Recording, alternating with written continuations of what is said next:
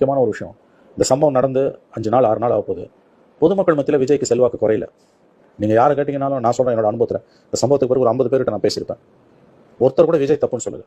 திருவாளர் பொதுஜனம் கவர்மெண்ட் தான் தப்பு, திமுக தப்பு பண்ணிடுச்சு, செந்தில் பாலாஜி பண்ணியிருப்பாரு, இப்படி தான் சொல்கிறாங்களே ஒழிய பொதுமக்களுடைய கருத்து விஜய் மேலே நான் அறிந்த வரையில் கடந்த இந்த சனிக்கிழமை நடந்தது, ஞாயிறு திங்கள் செவ்வாய் புதன் இன்னைக்கு காலையில் கூட பேசணும்.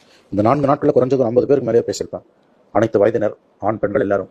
ஒருத்தர் கூட விஜய் தப்புன்னு சொல்லல. விஜய் மேல ஒரு அனுபவம் அப்படியே கிரியேட் ஆயிடுச்சு. நல்லாவே ஆயிடுச்சுங்க. சிக்கல் இந்த இடத்துல வந்து திமுக தோத்து போய் நிக்குது.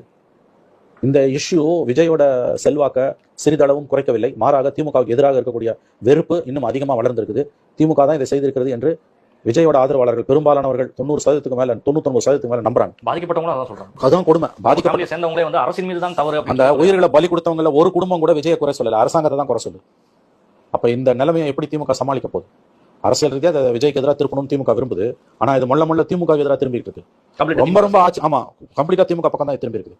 ரொம்ப ஆச்சரியமான விஷயம். நான் பார்த்த வரைக்கும் மொத்தம் கூட விஜய் திட்டல. எல்லாம் கவர்மெண்ட் தான் திட்டுறான், செந்தில் பாலாஜி திட்டுறான், போலீஸ் திட்டுறாங்க.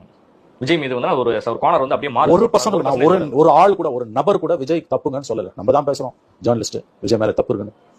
திருவாளர் பொதுஜன மத்தியிலையும் அவருடைய கேடர்ஸ் மத்தியிலையும் 1% கூட விஜய் தப்பு என்ற எண்ணமே இல்லை. இப்ப அதனால விஜய் கூட வந்துட்டு இதை நம்ம எதுக்கு மன்னிப்பு கேட்கணும்? மக்களே வந்து புரிஞ்சுக்கிட்டாங்க.